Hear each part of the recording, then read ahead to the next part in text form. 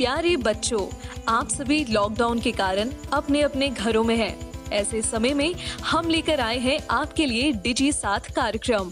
इसके माध्यम से आप प्रत्येक दिन सोमवार से शुक्रवार तक पूर्वाह्न 10 से 12 तथा अपराह्न 1 से 2 बजे तक अपने अपने कक्षाओं के अनुरूप कार्यक्रम देख सकेंगे। स्कूली शिक्षा एवं साक्षरता विभाग, झारखंड। नमस्ते दोस्तों, झारखंड सरकार के डीजी साथ प्रोग्राम में आप सभी का एक बार फिर से स्वागत है। आज के वीडियो में हम दूरदर्शन के माध्यम से क्लास 9 और क्लास 11 की पढ़ाई करेंगे। तो चलिए देख लेते हैं कि आज हम क्या पढ़ेंगे। दोस्तों, क्लास 9 में हम साइंस के पाठ गति के भाग 5 को पढ़ेंगे। इसी तरह क्लास 11 में हम फिजिक्स के पाठ सरल रेखा में गति की शुरुआत करेंगे। इन सभी वीडियो के साथ हम कुछ रोचक प्रश्नों को भी हल करेंगे। दोस्तों, आप सबसे उम्मीद है कि आपने अपनी कॉपी और कलम अपने साथ रखी होगी, जिसमें आप जरूरी बातों को नोट करेंगे। तो चलिए, बहुत हो गई आज की बातें, शुरू करते हैं आज का एपिसोड।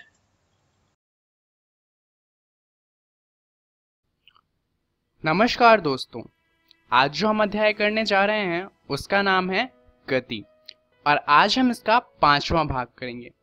तो इस भाग में हम जानने वाले हैं ग्राफ के बारे में, और इसमें हम जानेंगे कि गति का ग्राफीय प्रदर्शन कैसे होता है। तो इससे पहले चलिए जानते हैं कि ग्राफ कितने प्रकार के होते हैं। तो ग्राफ 3 प्रकार के होते हैं। पहला प्रकार होता है दूरी समय ग्राफ, दूसरा होता है वेग समय ग्राफ, और तीसरा होता है त्वरण समय ग्राफ। परंतु आपको तीनों के बारे में नहीं पढ़ना, आपको सिर्फ ऊपर के 2 पढ़ने हैं, क्योंकि त्वरण समय ग्राफ जो है वो आपकी बुक में नहीं दिया हुआ और इसके बारे में सवाल नहीं आते। तो इसलिए आपको सिर्फ ऊपर के 2 ग्राफ पढ़ने हैं। पर ग्राफ पढ़ने के लिए ये भी तो पता होना चाहिए ना कि मोशन यानी कि जो गति है वो किस प्रकार की है। तो हम 3 तरह की गति का ग्राफ बनाएंगे। पहला तो है जहां पर जो वस्तु है वो स्थिर होगी, दूसरा जहां पर वस्तु एक समान गति से आगे चलेगी, और तीसरा है एक समान त्वरण, जहां पर वस्तु का त्वरण एक समान होगा। तो शुरुआत करते हैं स्थिर से। तो स्थिर में क्या होगा कि जो हमारा ऑब्जेक्ट है या फिर जो वस्तु है वो मूव नहीं करेगी।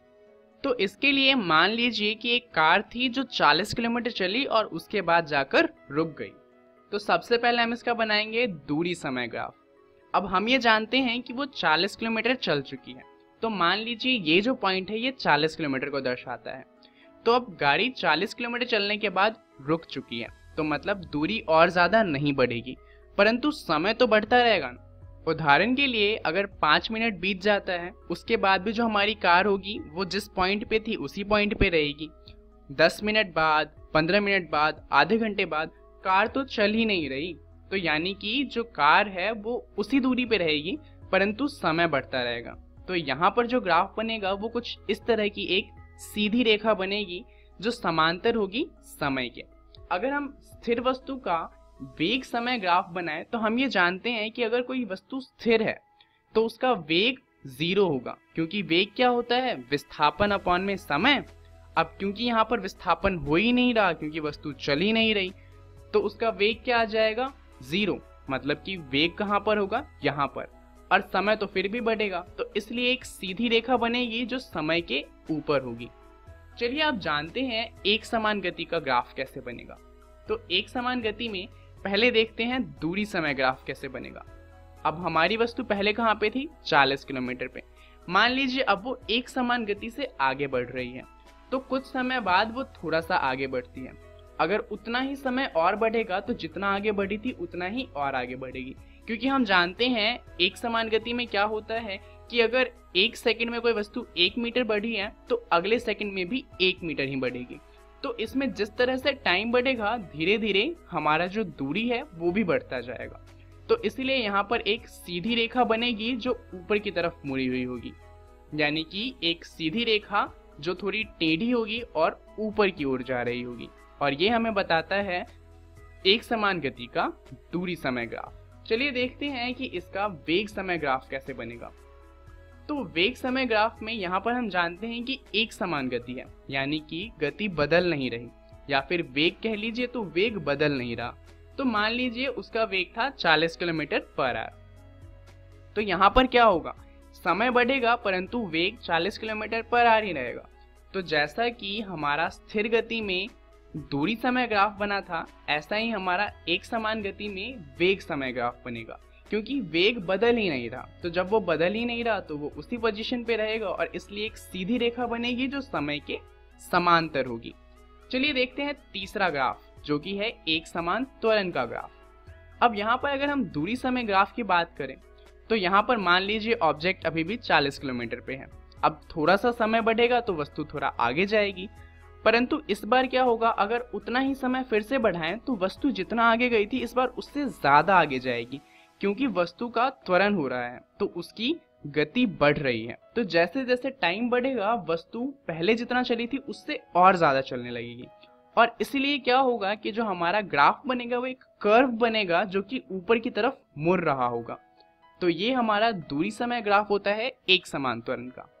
अगर हम एक समान त्वरण का वेग समय ग्राफ बनाएं तो हम जानते हैं कि त्वरण एक समान गति से बढ़ रहा है, तो जैसे जैसे समय बढ़ेगा वैसे वैसे त्वरण बढ़ेगा और इसलिए एक सीधी रेखा बनेगी जो ऊपर की तरफ मुड़ी हुई होगी।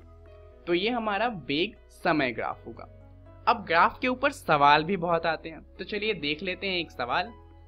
तो सवाल ये है कि दूरी समय ग्राफ दिया हुआ है दो वस्तु का A और B, और हमसे पूछा हुआ है दोनों में से किसका वेग ज्यादा है।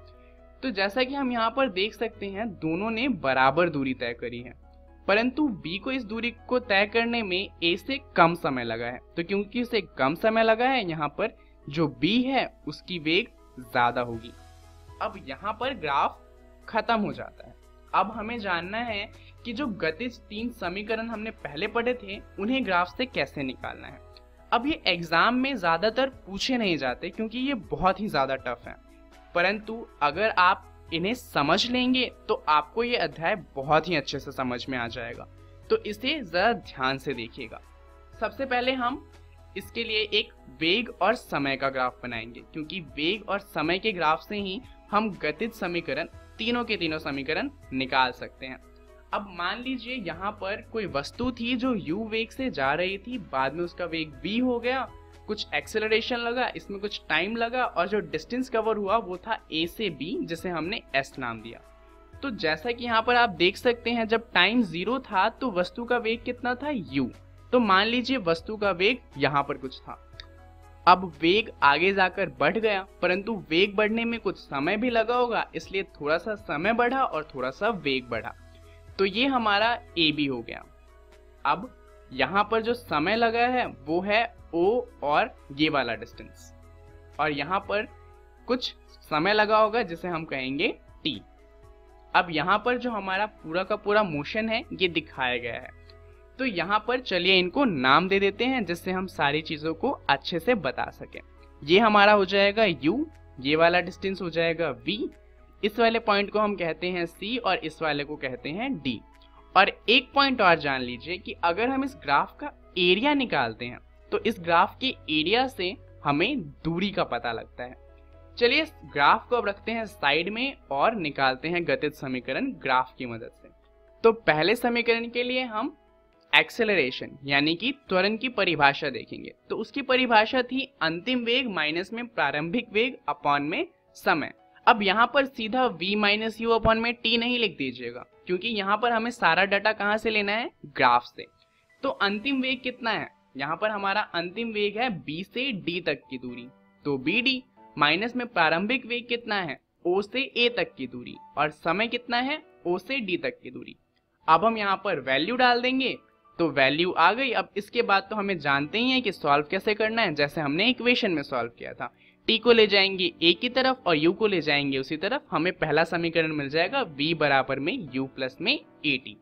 चलिए अब निकालते हैं दूसरा समीकरण, परंतु हम जानते हैं दूसरे समीकरण के लिए हमें s चाहिए, यानी कि पूरा का पूरा दूरी, और दूरी किससे निकलती है, इस ग्राफ के एरिया से। अब हम ये जानते हैं कि इस ग्राफ में दो शेप हैं, पहला तो ये ऊपर वाला ट्राइंगल ABC और उसके बाद दूसरा रेक्टेंगल जो कि है ACDO। तो अब हमें इन दोनों का एरिया निकालना है। एरिया ऑफ ट्राइंगल क्या होता है, हाफ इंटू में बेस जो कि है AC इंटू में हाइट जो कि है BC प्लस में रेक्टेंगल का एरिया क्या होता है, लेंथ इंटू ब्रेथ, तो लेंथ हो जाएगी AO गुना में ब्रेथ हो जाएगी OD। अब यहाँ पर हम वैल्यूज डाल देंगे, वैल्यू डालेंगे तो क्या आ जाएगा, AC की वैल्यू हो जाएगी T, BC की वैल्यू हो जाएगी B माइनस में U, AO की वैल्यू हो जाएगी U और OD की वैल्यू हो जाएगी T। अब यहाँ पर हम क्या करेंगे, इस V माइनस U की वैल्यू पुट करेंगे। तो V माइनस U की वैल्यू किससे हम निकालेंगे, हमने अभी अभी जो समीकरण निकाला था V बराबर में U प्लस AT, उससे U को हम ले आएंगे V की तरफ, तो V माइनस U कितना आ जाएगा, AT। अब इसको डाल दीजिए V माइनस U की जगह पे, तो क्या हो जाएगा, S बराबर में हाफ गुने में T गुने में AT प्लस में U इंटू में T। तो यहाँ पर AT और T मल्टीप्लाई होने पे AT स्क्वायर मिलेगा और प्लस में U और T मल्टीप्लाई होकर UT मिलेगा। अब अगर आप half AT square plus UT लिखे या UT plus half AT square, बात तो वही है। तो इस तरह से हमारा पहला समीकरण आ जाएगा। चलिए देखते हैं दूसरा समीकरण कैसे निकालेंगे। तो इसके लिए भी हम क्षेत्रफल का इस्तेमाल ही करेंगे, परंतु इस बार हम क्या करेंगे, ट्राइंगल और रेक्टेंगल का अलग एरिया ना निकाल के इस बार हम पूरे ट्रेपीजियम का एरिया निकालेंगे। तो ट्रेपीजियम का एरिया क्या होता है, दोनों साइड को जोड़ देते हैं और हाइट से गुना कर देते हैं।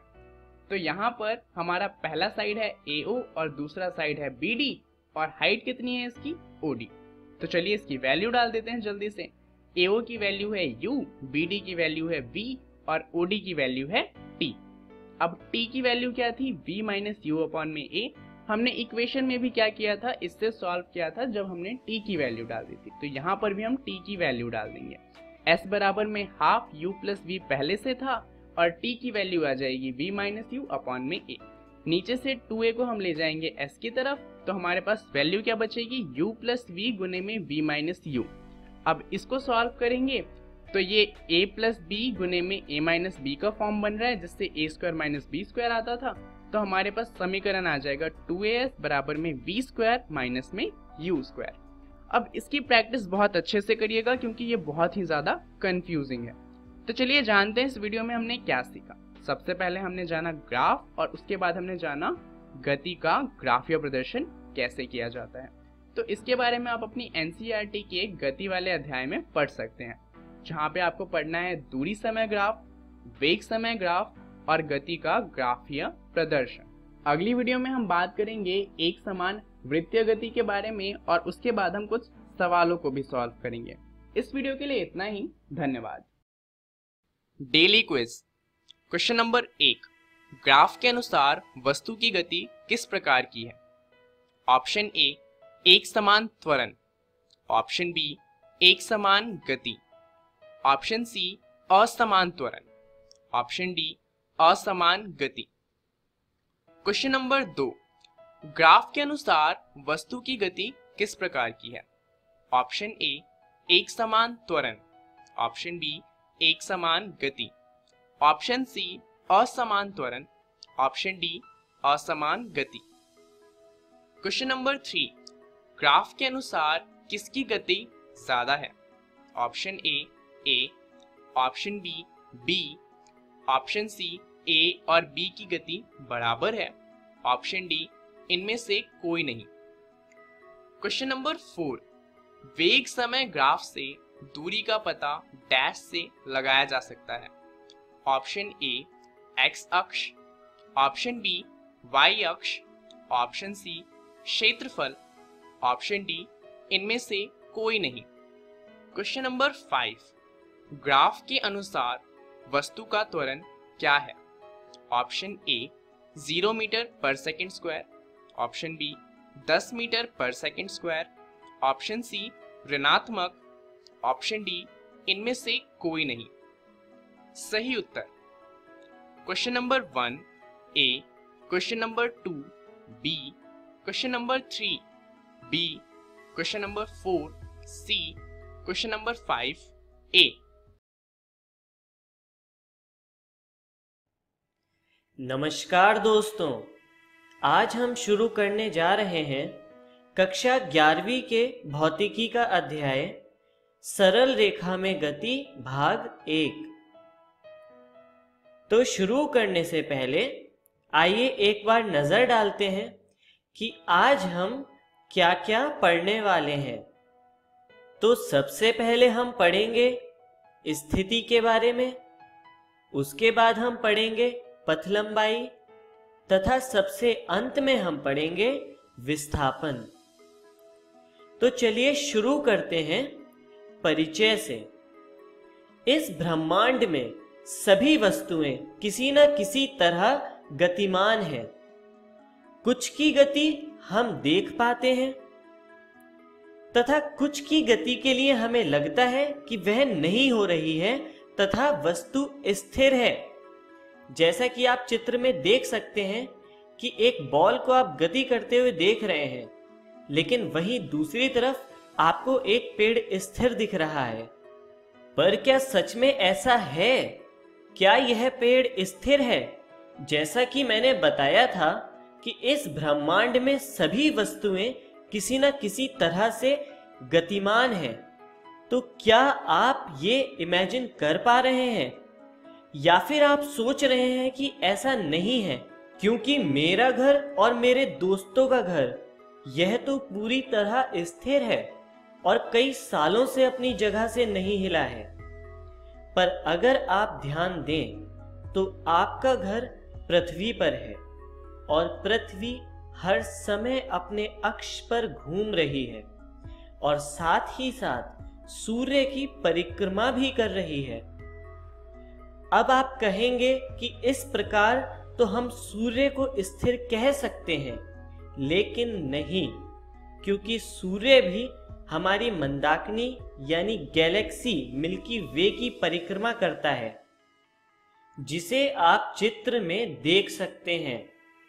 और इस प्रकार ब्रह्मांड में हर ऑब्जेक्ट किसी न किसी प्रकार से गतिमान है। चलिए अब हम आगे चलते हैं और गति क्या होती है उस पर नजर डालते हैं। समय के सापेक्ष वस्तु की स्थिति में परिवर्तन को गति कहते हैं।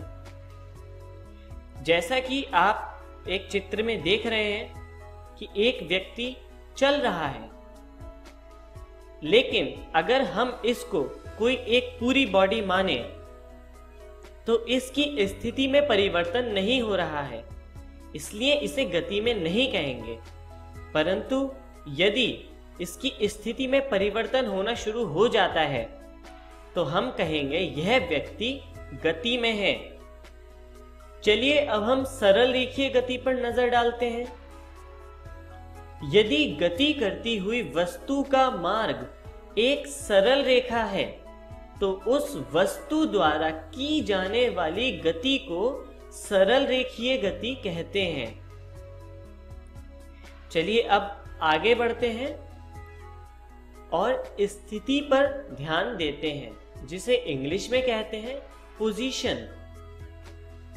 यदि किसी वस्तु की हमें स्थिति देखनी है तो वह निर्भर करती है कि हम उसे कहां से देख रहे हैं। मतलब स्थिति द्रव्यमान की तरह कोई ऐसी राशि नहीं है जिसका मान हर जगह एक ही होगा, बल्कि स्थिति निर्भर करती है कि हम किस जगह से देख रहे हैं। स्थिति ज्ञात करने के लिए हमें संदर्भ बिंदु तथा अक्षों के एक समूह की आवश्यकता होती है। इस समूह में 3 परस्पर लंबवत अक्ष होते हैं जिन्हें परपेंडिकुलर एक्सिस कहते हैं और इनके नाम x, y तथा z दिए जाते हैं। इन अक्षों के प्रतिच्छेदक बिंदु को मूल बिंदु कहते हैं, जिसे O से रिप्रेजेंट किया है। किसी वस्तु की स्थिति देखने के लिए उसे इसी बिंदु के रेस्पेक्ट में देखा जाता है। अब यहाँ पर आपके लिए एक सवाल है। यदि वस्तु समय के साथ अपनी स्थिति परिवर्तित कर रही है, तब आप इन निर्देशांक के सहारे कैसे बताएंगे कि वस्तु की स्थिति क्या है? क्योंकि वस्तु की कोई एक स्थिति नहीं होगी, अलग अलग समय पर वस्तु की अलग अलग स्थितियां होंगी। तो इसके लिए हम एक और निर्देशांक लेते हैं जिसे कहते हैं समय। जी हाँ, आप अपनी घड़ी या अन्य उपकरण के सहारे इन निर्देशांक के साथ समय भी नोट करते हैं तथा x, y, z और t के इस पूरे सेट को निर्देश तंत्र यानी फ्रेम ऑफ रेफरेंस कहते हैं। चलिए आगे बढ़ते हैं और निर्देश तंत्र यानी फ्रेम ऑफ रेफरेंस को समझते हैं। x, y, z तथा t के समूह के निर्देशांक निकाय को निर्देश तंत्र कहते हैं। चलिए इसी के साथ इन निर्देशांक के साथ जुड़े हुए एक कथन पर नजर डालते हैं। जब समय के बदलने के साथ साथ किसी वस्तु के निर्देशांक भी परिवर्तित होते हैं तो उस वस्तु को गतिमान कहते हैं। किसी वस्तु की गति देखने के लिए हम स्वेच्छा से किसी निर्देश तंत्र को सेलेक्ट करते हैं। जैसे यदि आपके सामने से कोई ट्रेन जा रही है और उसकी गति को आप देख रहे हैं तो आप उसकी गति के लिए स्वयं एक निर्देश तंत्र सेलेक्ट कर लेते हैं जो कि होती है उस ट्रेन की पटरियां। जी हाँ, आप ट्रेन को उसकी पटरी के सापेक्ष चलता हुआ देखते हैं और इस तरह आपको ट्रेन एक सरल रेखा में गति करते हुए दिखती है। और इस तरह यदि कोई वस्तु केवल एक दिशा में गतिमान है तो उसकी गति के निरूपण के लिए केवल एक अक्ष की जरूरत होती है। अक्ष पर मूल बिंदु से दाईं तरफ की दूरी धनात्मक तथा बाईं तरफ की दूरी ऋणात्मक मानी जाती है, जो इस प्रकार दिखाई गई है। चलिए अब आगे बढ़ते हैं और पथ लंबाई यानी डिस्टेंस पर नजर डालते हैं। यह किसी गति करती हुई वस्तु द्वारा तय किए गए वास्तविक मार्ग की लंबाई होती है।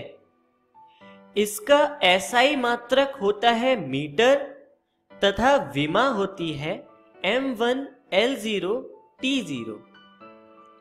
चलिए आगे चलते हैं और इस पर विस्तार से नजर डालते हैं। सामान्यतः वस्तु की प्रारंभिक स्थिति पर ही मूल बिंदु माना जाता है।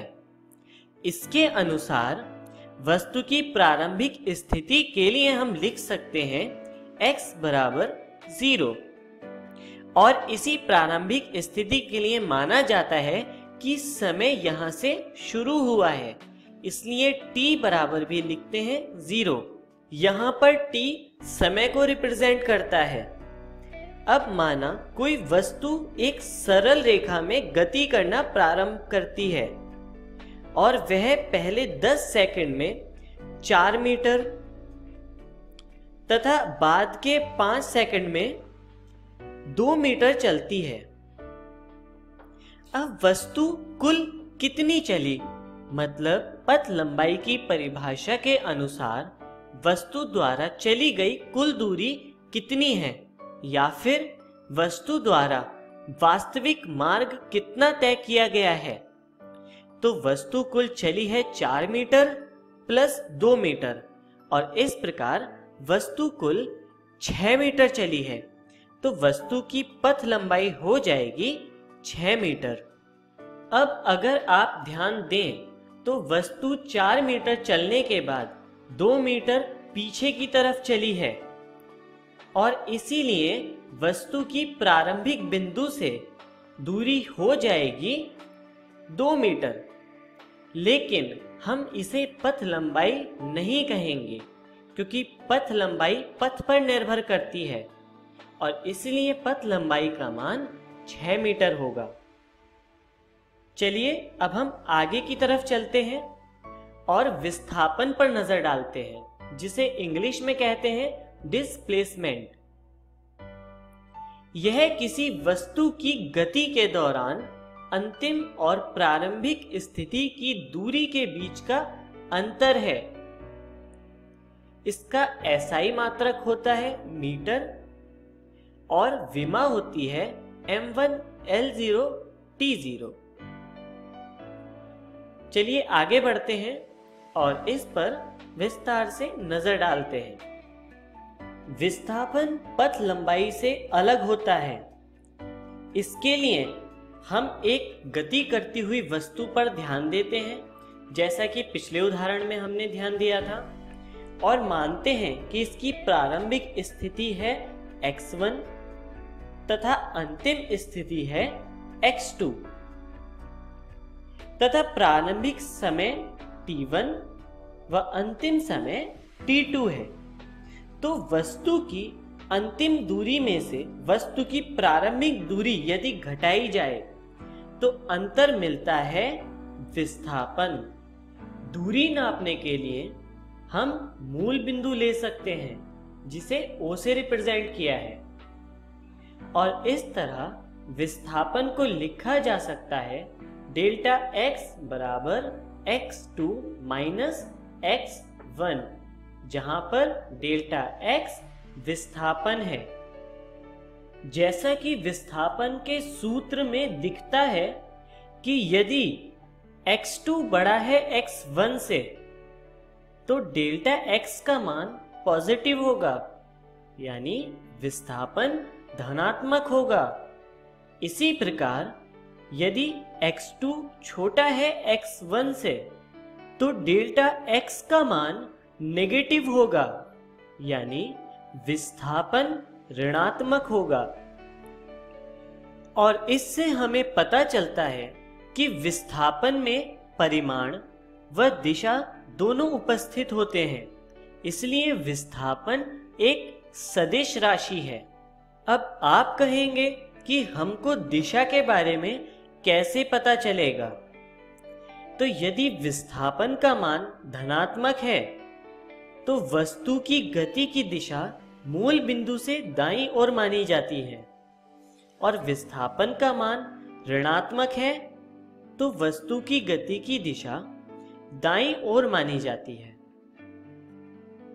तो चलिए अब हम आगे चलते हैं और स्थिति समय ग्राफ पर नजर डालते हैं। जब वस्तु स्थिर है तब वह समय के साथ अपनी स्थिति परिवर्तित नहीं करती है, और हम उस समय यदि दो अक्ष लें जिनका मूल बिंदु है O, एक अक्ष है t यानी समय तथा दूसरा अक्ष है x।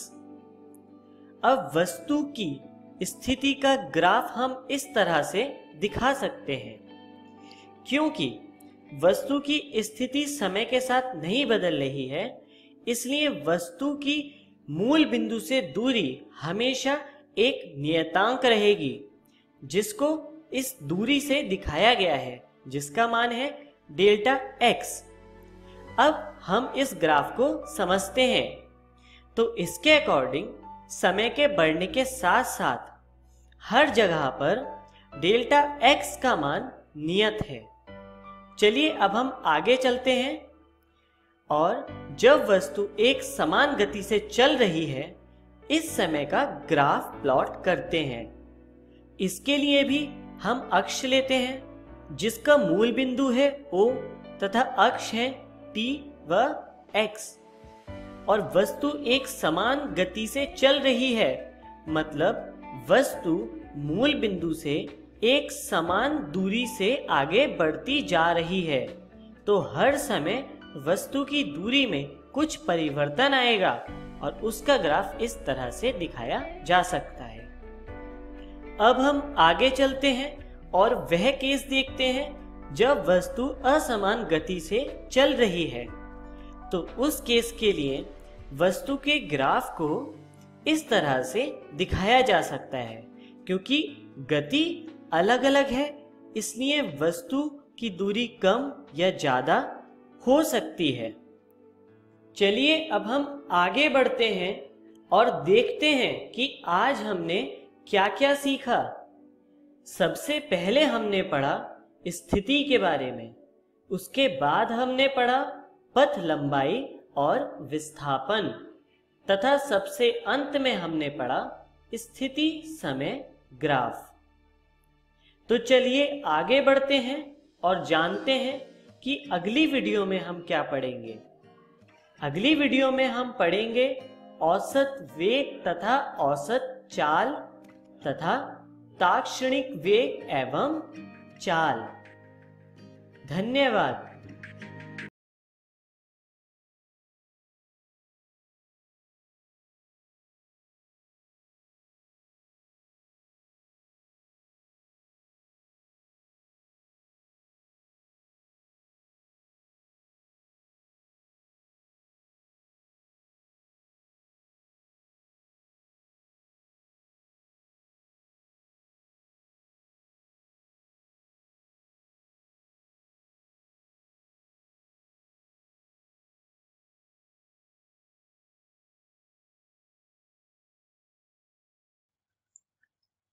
हेलो दोस्तों, आशा है कि आपको आज का पाठ पढ़ने में बहुत मजा आया होगा।